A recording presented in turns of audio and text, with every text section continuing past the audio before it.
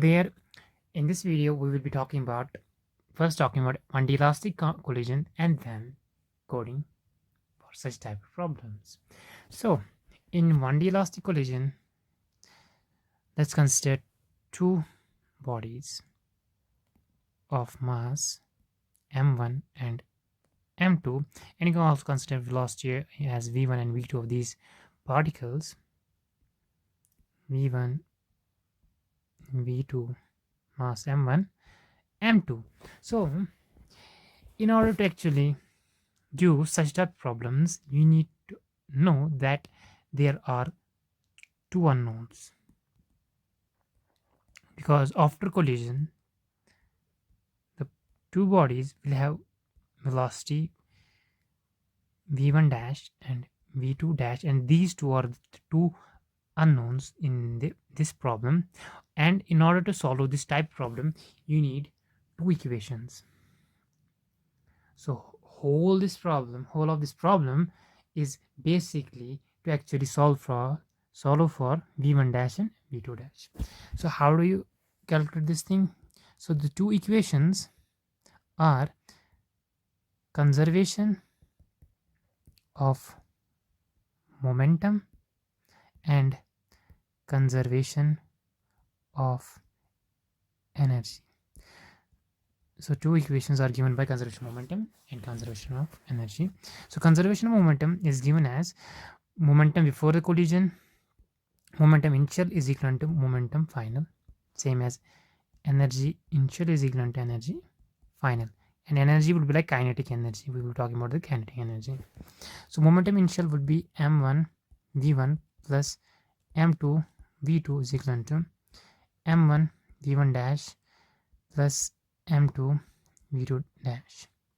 This is one equation, and second equation will be like kinetic energy half m1 v1 square plus half of m2 v2 square is equal to half of m1 v1 dash का whole square plus half of m2 v2 dash का whole square.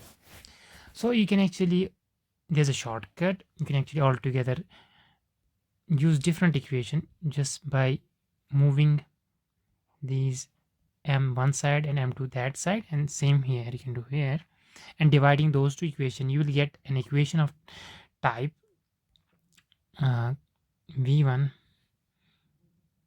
dash minus v2 dash is equal to v2 minus v1.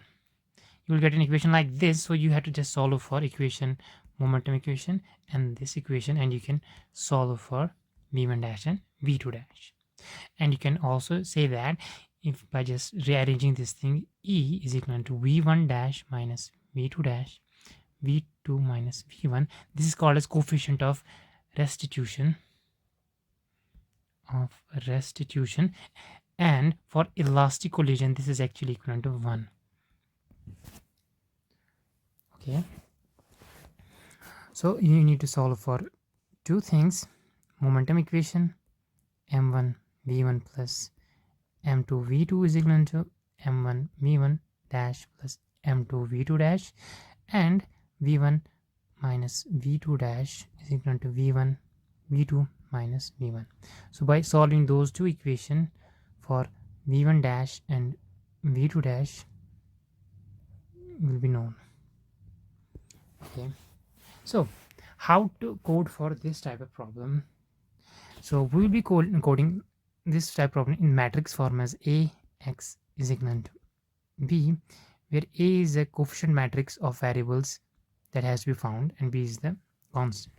So to make these two equations in the matrix form, we are going to do like this: m1 v1 dash plus m2 v2 dash is equal to m1 v1 plus m2 v2 v1 dash minus v2 dash is equal to v2 minus v1. So the coefficient matrix A would be given as m1 m2 1 minus 1. X would be given by v1 dash and v2 dash that has to be found, and B will be given by m1 v1 plus m2 v2 v2 minus v1. So we can solve for x as A inverse B. This will be done in MATLAB. Okay, so this is the way we will do it. We'll code for it. Okay, one more thing. Whenever we are talking about collision or any conservation, whether it be mass, energy, momentum, or force, always think of whole system. Don't think of the part of system. Just think of whole of system. What I'm about saying that if particle, this is system S, this particle m1 and m2, this is moving with v1. This net suppose v2 is equal to 0. So force is actually equal to 0. Force in x direction, whatever you want to say, is 0 because velocity is constant. So at every time this force is 0. When they will be colliding at a time of collision, the time taken for collision would be as small as possible. Delta t would be very less, as if it is instant and there is no time delay in this moment transfer. Remember that. But if you actually take, I told you not to take it the part of the system, just talk about this only velocity particle 1. If you only talk about particle 1, you will see that it changed from v1 to 0, because if it's equal, if m1 is equal to m2, the velocity v1 would be 0 when collision occurs. So we can talk about, like, we can think like this: a is equal to v1 minus 0. There will be some acceleration, but that is not true. There is no acceleration at all. You have to talk about the whole system, because when the moment is transferred at the whole system, this is mass m2. If m1 is actually equal to m2, mass m2 will move velocity of v1, and as a whole force would be equivalent to 0. So always think about the whole system, not the part of the system. Okay, this is it. Now we will be coding in MATLAB. Okay, let's code for the 1D collision, velocity collision. First of all, we are going to take number of cases, scenarios. Let's code for one of the scenario for which velocity of the second particle will be equal to 0. Keep it at rest. And the velocity of the first particle, let's see what we can give. Let's see. First of all, z for both the particles should be 0. X of one of the particles should be 0. Other one I will be keeping at rest at, let's say, at x is equal to 10, and y I would keep as 0, and for another one also 0.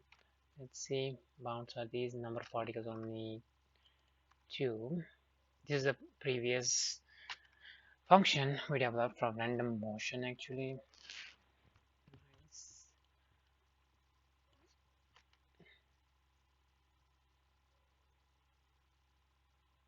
Yep, here is one particle, there is another particle. Wait a second, I just need to make different code, different file. Just undo this one, save this one as 1D elastic collision 1D, because first one cannot be 1, it has to be later. 1D last collision 1D. Okay, everything is good. For initializing, we have initialized everything. Okay, now there's another thing we have to initialize, that is velocity. So in given u1 and v, yeah, let's say u1 and u2, these are the initial, not v1 v1, v1 and v2. We're gonna go for initial velocity of both particles as u1 and u2. u1 is equal to, or you can just make a vector. Okay, let's make a vector. I think we should make vector v is equal to velocity of first particle would be, just keep it as 10, and For second particle, let's keep it as 0. Okay, this much is done. Capital V. And I have to create a random state new function, not this one.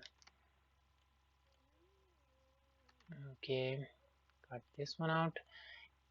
Name it as state. Elastic collision, I would name it as elastic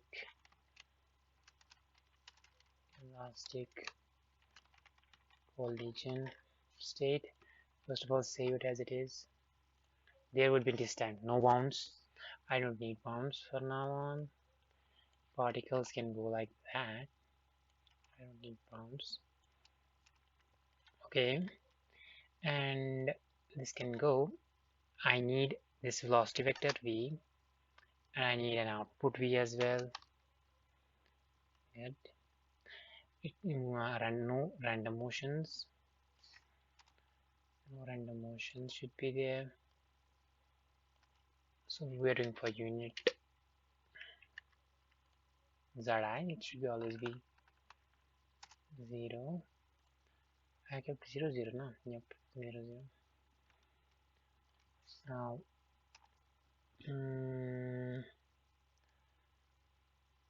so how would we do? Just change the motion. How to change the x coordinate of any particle? It would be like velocity into time. Yeah, xi v I vt plus v t ut plus half at square. So whatever is initial velocity ut plus 0.5. No, not this is no acceleration, only vt. It's like vt only. Vi delta t is 1 dt. This time we have to use dt. Dt will be the same. Okay, the dt I have to initialize dt as well. Dt is equal to, for starters, keep it as 1. So I need to use dt here as well. Input arguments. V I have included.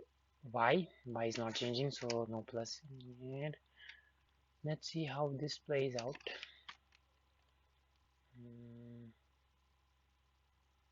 Yeah, let's see how it plays out.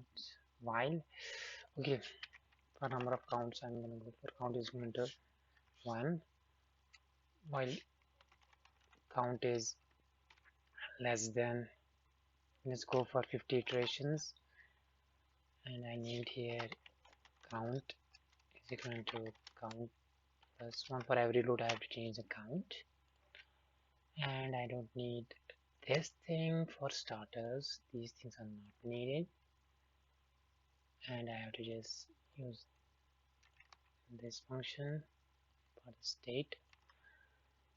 V, I don't need anything else. Do I need? No. Let's start, see if it works. Where the hell is initial point? Oh, it's so fast. Oh god, are you kidding me? I go for those many iterations. Go for 5 iterations. Wait a second, it is so fast. Keep TTS, change GTS 0.1. 0.11. Yep, this time it's good. It was so fast. While they collide, it will be good. No, not. I have to go for after collision also. Still, it's so fast.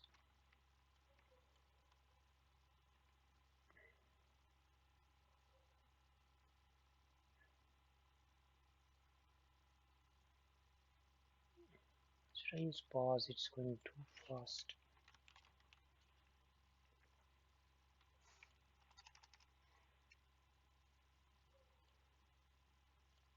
Pause 0.1.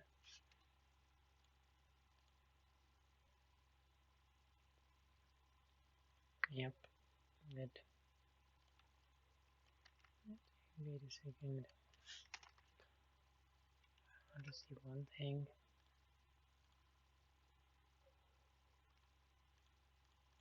I want to check one thing.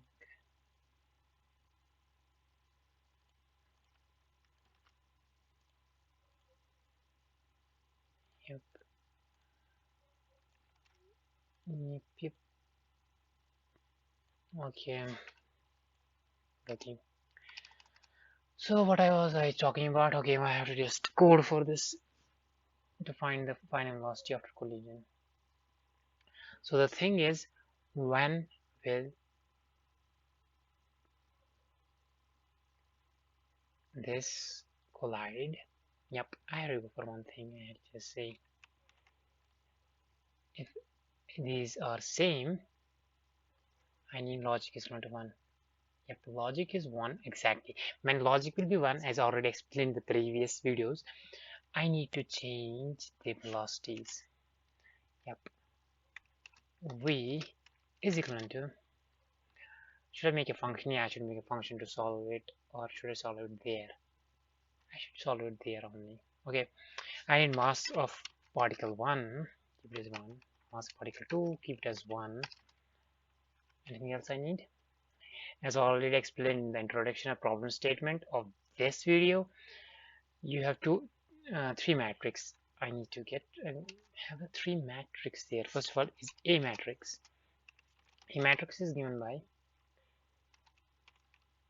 M1, M1, M2, 1, minus 1. And B matrix would be given by M1 into V1, M1, V1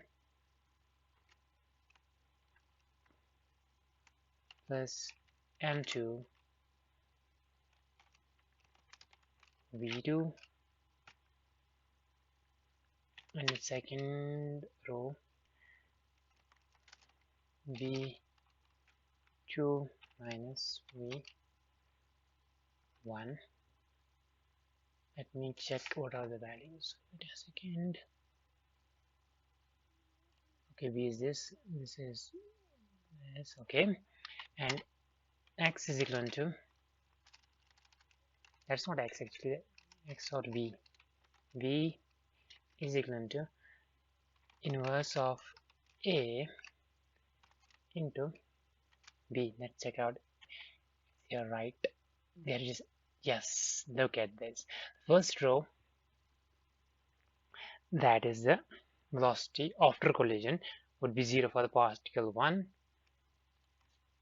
and particle B it will just exchange because mass is same.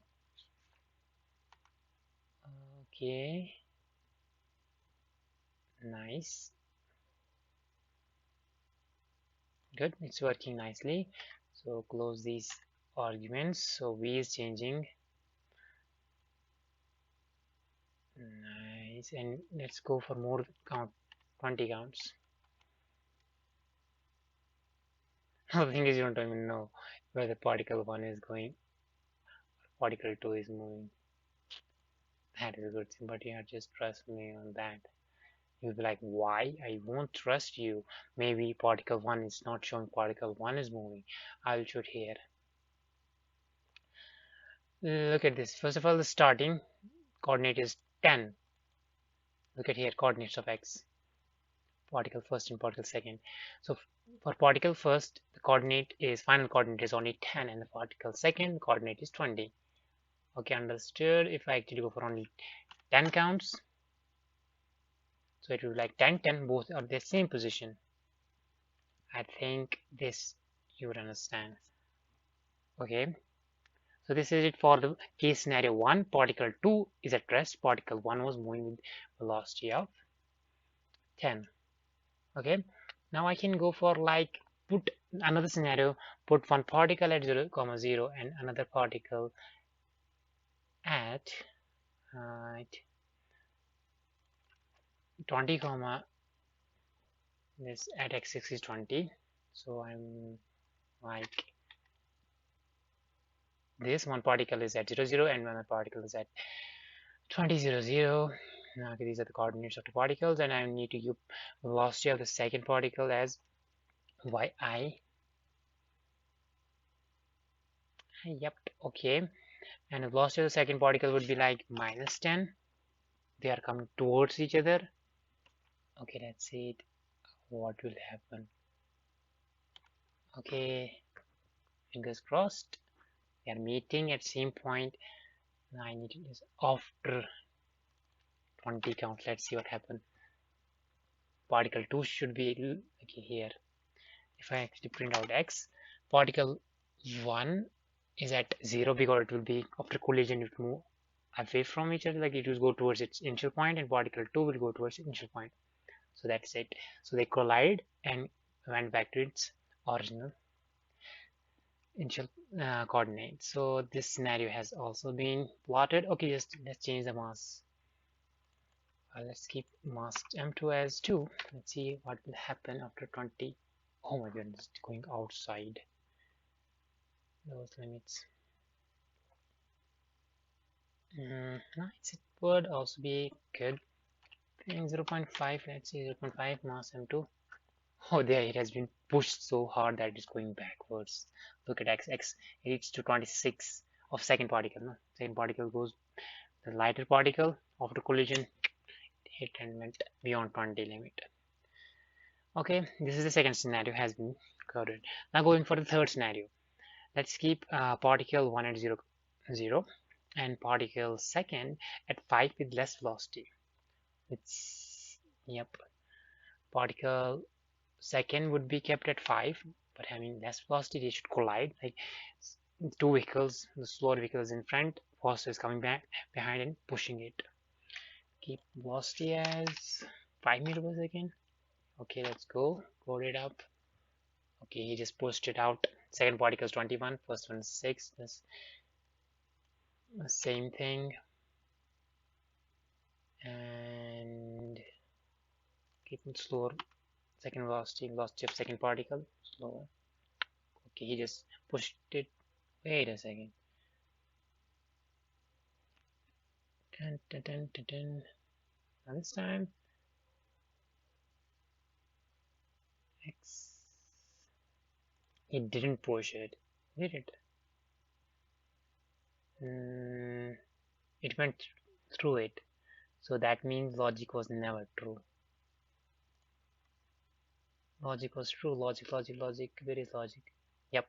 So the thing is, it went beyond it. That is a very good thing. This is very interesting because they didn't reach the same position vector, because that was the logic when they collide. So this logic is not working for all of the things. If it's not equal, position vector are not equal at that delta t. For that delta t, position vector are not equal. So I decrease the delta t maybe. My goodness, wait a second, increase this. I had to keep them as close as possible. It went beyond it.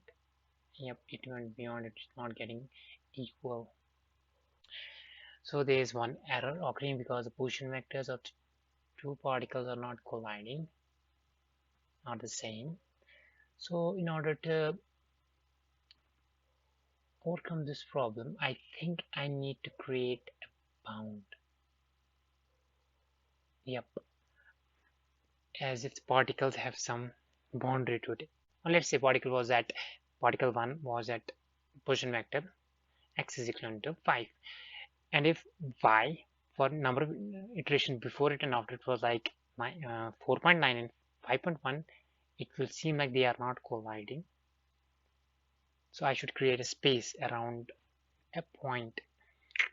That is good.